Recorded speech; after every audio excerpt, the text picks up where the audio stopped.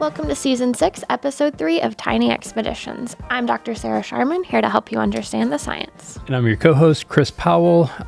This season is all about brain health, and we are right in the middle of the season.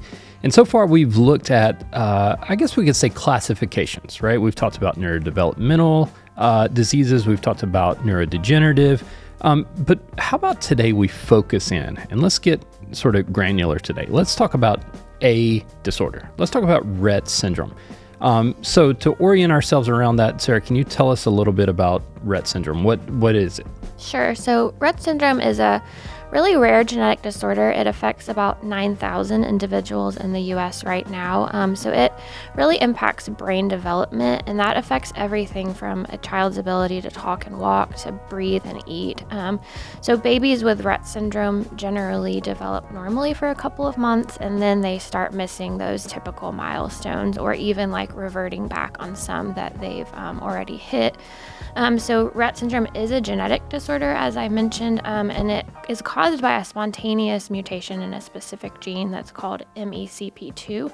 And that gene is located on the X chromosome, which, if you think back to biology class, females, have two X's and males only have one X. So this disease generally affects females more than males.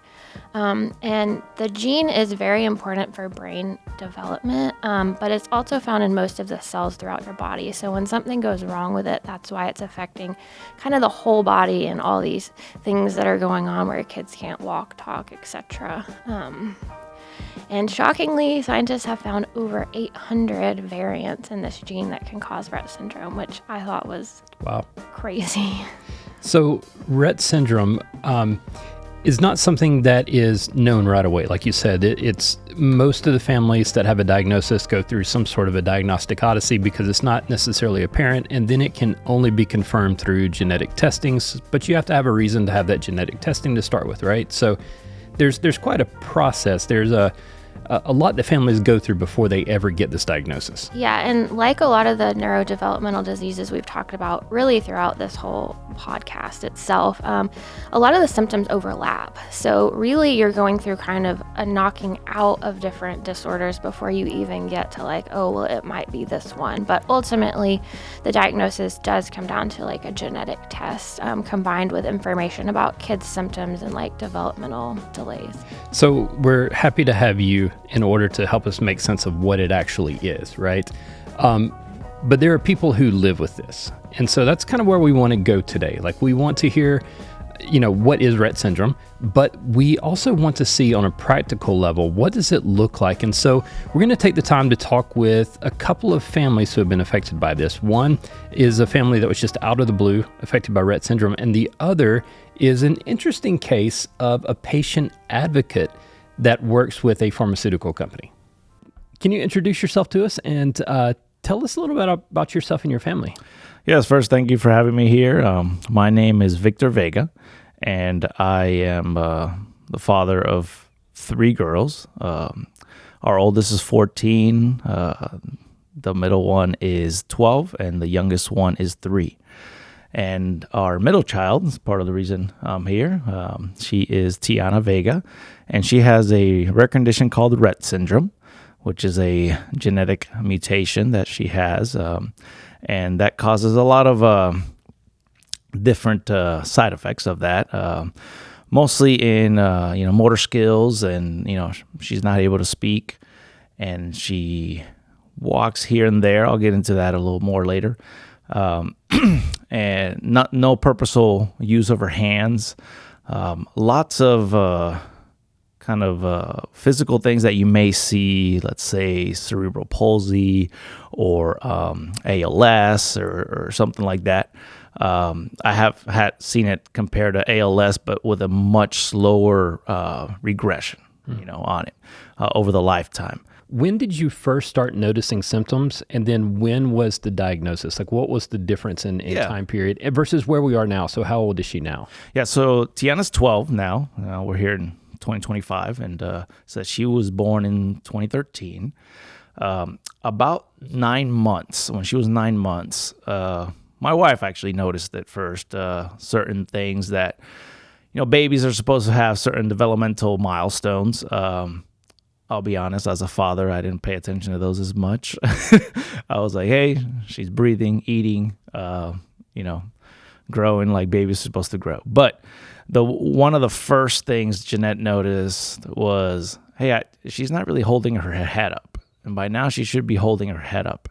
However, at first, we would worry, and then that worry would go away because then she would hit the milestone just later, maybe 2-3 months later or something. So it was like this worry and relief. And that happened, I would say, for the first 2 years of her life. At first, we got a blood test, chromosome test, essentially. It was not conclusive, other than, hey, there may be something wrong here in this chromosome, right? And in that is when we got introduced to HudsonAlpha, specifically the CSER, C-S-E-R, study that was going on. And in that year, at the time, the focus on the study was developmental delay in children. So she qualified for that. She met the criteria for that study. And through Children's of Alabama, we entered that study. I remember HudsonAlpha folks came over, specifically Whitley Kelly, who still works here and has been a great resource for us even till today. And we filled out a bunch of paperwork. We got blood drawn, both from Tiana, for myself, and Jeanette, because part of it, too, was to see if Jeanette or I had some mutation that may have been dormant or something that would be causing whatever's going on with Tiana. And that was maybe early summer, when I remember getting the first blood draw. And then we waited. We put our house up for sale. We were planning on moving. So then December came around, and the day before we had our appointment to be given these results, and we had already actually packed up the whole house. The U-Haul truck was completely packed up, and we just stayed an extra day or two because hey, we have this appointment, right? So the Vegas went to that appointment and met with a geneticist, a neurologist, and a genetic counselor. And it was at this appointment that they finally got an answer to their long diagnostic journey. They kind of sat with us. They're very, very serious. Like I said, our minds were somewhere else. And they said, hey, they just got straight to the point. Hey, Tiana has Rett Syndrome. To me, that meant nothing. Like I said, hadn't even heard of that, hadn't looked into it. I look over at Jeanette, and she just asked one question: is it progressive? And they said yes. And then Jeanette started crying. And I remember, I'm like, what's going on? I'm lost, I'll be honest. I was like, what's going on? In my call it defense mechanism of trying to make jokes when things are awkward, I was like, so mutation? So she's like a mutant, like an X-Men? And then no one laughed in the room. And I was like, uh-oh, this sounds serious. When you get a diagnosis like that, you feel lonely at first. I do remember, being done with that appointment, which, by the way, eventually it hit me all right at that appointment. As Jeanette was calming down, I think maybe that energy transferred to me, and I remember spitting out one of those ugly cries, it just hit me, all the emotions at the same time, and I just started hysterically crying and couldn't stop. Went to the bathroom to try to clean myself up, to then be able to come back in order to ask more questions. Because, like I said, all of a sudden it's it all clicked in my head, right? At that up to that point, I was in a shock. I didn't even know what to say. Watching the room around me, not even being able to speak. At this point, Tiana and her family have been living with this diagnosis for almost a decade, learning how to live life one day at a time. This diagnosis was important because it did give answers, but it also gave a support system, and it gave access to clinical trials. And then one of the main things that we were seeing as the dosage are increasing is she's more attentive, for sure. The there was a time period there right before the medicine that she just looked zoned out. Not sure why, but as we started the medicine, she's a bit more attentive to you, looks at you in the eyes more, kind of, listening to your conversation with her. Her hand movements are less. I mean, they still exist. She still kind of wrings her hands with her fingers, right? But the movements she had where she was like smacking her body, involuntarily and smacking her chest, that's pretty much gone away, and her hands kind of stay at her side more. Rett syndrome affects so many people, not just the individuals with the disorder, but also the people who are their caretakers and their advocates.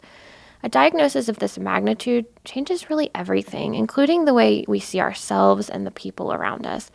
And although no one wants to see a loved one suffering ever, it's often through hard times like that you learn about yourself and you really grow. I know for me, one thing Tiana's condition has shown me has been compassion. Over my life, up until her diagnosis, I wasn't a very compassionate person towards others.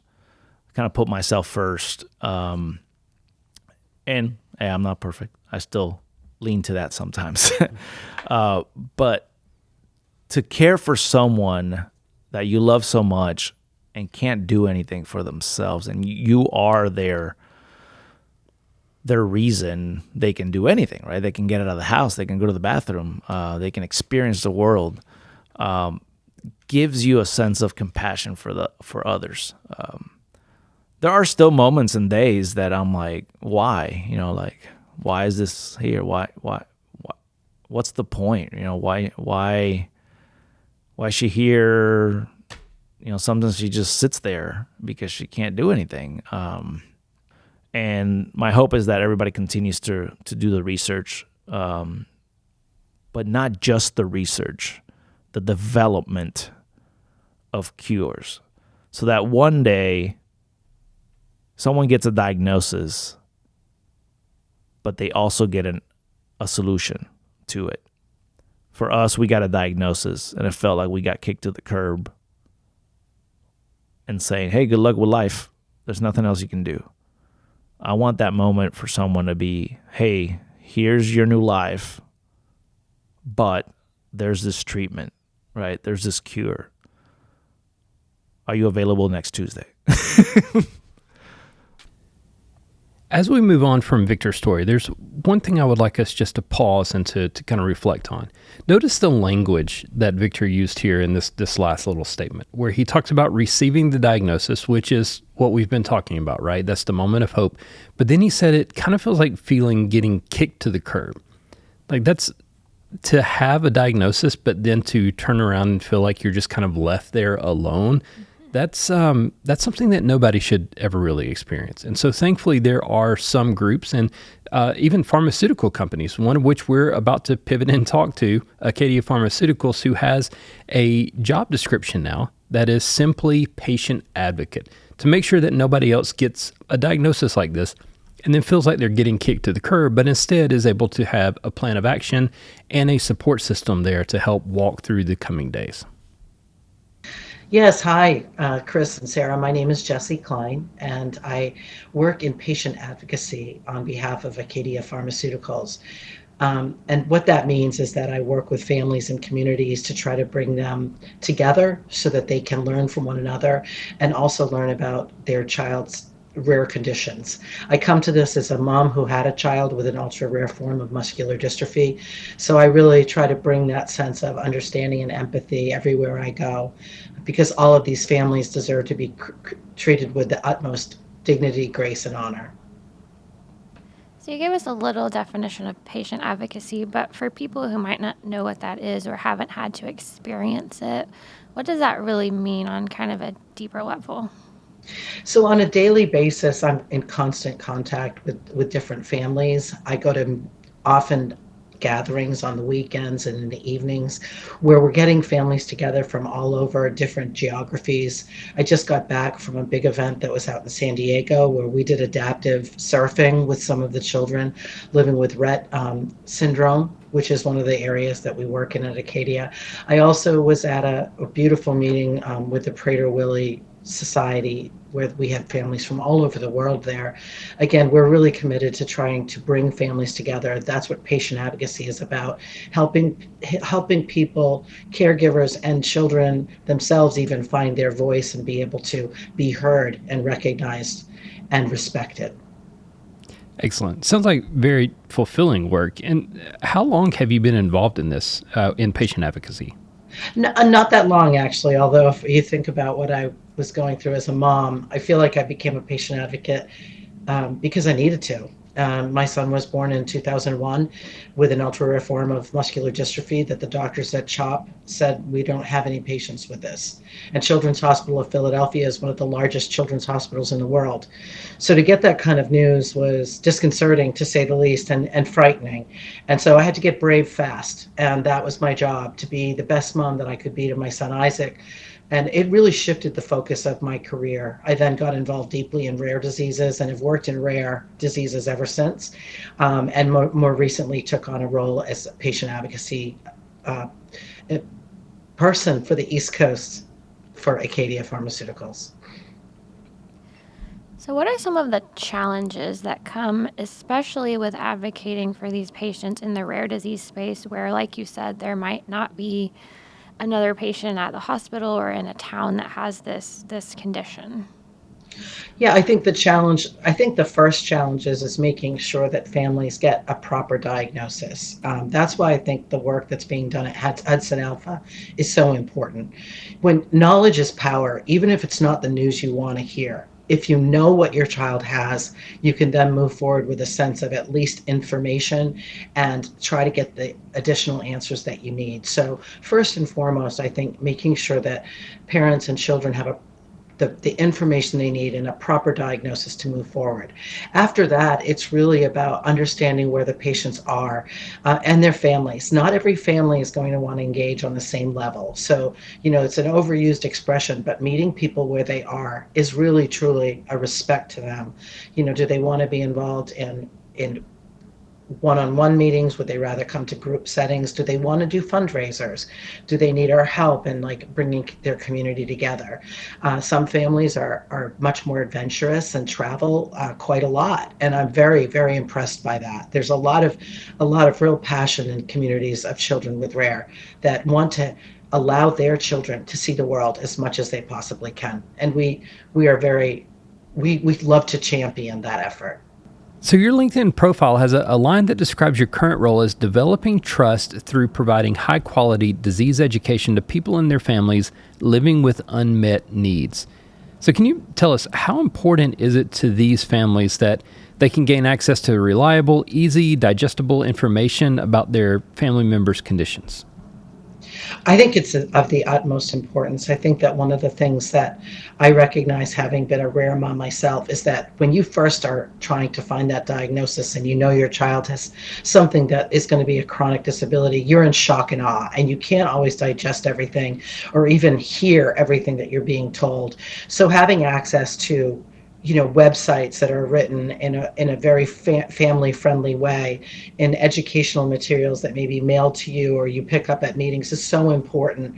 We really, even clinical trial materials need to be written in a way that families can get their heads around them and understand what it is that they're looking at, and decide and make a decision what's right for them and their loved one. So again, just really keeping it simple, keeping it accessible, and listening. So if you don't mind, let's kind of shift gears here for a minute, and let's talk about the emotional, the personal side of your work. Mm-hmm. I would imagine, as a patient advocate, that you have stories and you have moments that have impacted you personally, and I'm sure that's even, compounded on it, probably exponentially, by having a son who is also affected. So are there any moments that really stick out to you in your work that were particularly meaningful to you? Yeah, there's nothing like seeing the joy on people's faces when they're together. I've had the fortunate experience of going to a lot of different fundraisers this year, children of all different ages. We've done them at farms, we've done them at evening events all over the East Coast and even the West Coast. I just got back from the big meeting called Red Away that was watching children in the ocean doing adaptive surfing. Everyone gets to deserve to experience life. We do work with hippotherapy. Some of our groups have beautiful stables that are, the horses are very familiar with children with disabilities, and that connection is palpable when you're there watching them together. So again, it's just so important to bring people together in environments where they feel empowered, where they feel like they can be with one another and watch their children's expressions of joy and feeling included. The stories of Victor and Jesse are quite moving, and it's even more moving when you realize that these are two of many stories that we could highlight. But we've heard these. Now let's take a moment and let's look back over them and let's see what stuck out to us and what is it that we need to kind of take away from this episode. So Sarah, is there anything that's really just jumped out to you? One thing that I think stuck out in both of the stories is how finding answers may not lead to, a cure or any good treatments, but it definitely opens doors that help these families live a, full life, right? So connecting them with community so they can talk to other families that have been through similar things. And also in the case of Tiana, like connecting her with a clinical trial that eventually led to, an FDA approved drug that she now takes. So really just like it might not be an answer with the type of solution you want, but you at least have these doors opening to help you live with it more comfortably. Yeah, that's a great point. One of the things that stuck out to me was in Victor's story, and we heard it all through Jesse's as well, even though she didn't use the exact words. But in Victor's story, he was talking about being able to see people differently because of where he was and what he had gone through. And these new eyes of compassion and empathy, right? Like we shouldn't have to go through something like that in order to gain those, ways of viewing the world. But yet those kind of events do help us to get to that point. And it brings us, if nothing else, it brings us into like a semiotic awareness to where we now have a reference point. We've seen this, we've heard this, what this disease is or this disorder is, and now we see it all around us. And so I think that's very important. It broadens our horizons, if you will, when we encounter situations like this, and it helps us realize that there are people outside of ourselves that are suffering or dealing with something, and you never know what another person is dealing with when you run into them at Walmart. Yeah, absolutely. And another thing for us that I think we might belabor a little too much, but the importance of accessible information. So as a science communicator, that's something like I try to do all the time. But for these families, they're given this diagnosis that might be shocking, and information goes in one ear, out the other, because you're just in this moment of like grief. And then when you finally get past that, like, where are you going to get information? So I think definitely like having access to stuff like that is super important. Yeah, I agree. One other thing I'd like to highlight is that here at Hudson Alpha, we talk about rare disease, and we know that rare is a lot more common than what you think. And that's something I think we need to understand, is that just in general, rare can be more common, and also normality is also not normal. Right. Right. And I mean that in both ways, in that if you have been diagnosed with a rare disease, like you're not the only one. There are others out there, like you're not alone in this. And then also we have to understand that there is no one who is quote unquote normal. There is no normal family situation. Sure. We are all have our own challenges. We all have our own things life that happens to us. So there is no quote unquote normal. And also you're not alone. Rare doesn't mean that you have to do this by yourself. And with that, we'll wrap up episode 3. Thank you for joining us for this deep dive into life with rare disease. In the next episode, we'll talk about neurodegenerative disease discoveries that you may have seen in the news, like promising new diagnostics and treatments for Alzheimer's disease. Tiny Expeditions is a podcast about genetics, DNA, and inheritance from the HudsonAlpha Institute for Biotechnology. We're a nonprofit research institution in Huntsville, Alabama, with a unique mission. We bring together scientists and companies to develop and apply genomic advances to make a better world. That includes everything from brain research to agriculture for a changing climate. If you enjoyed this episode, please swing by your favorite podcast app or YouTube and hit that subscribe button. While you're there, consider leaving us a review. It really helps us spread the knowledge. Thanks for joining us.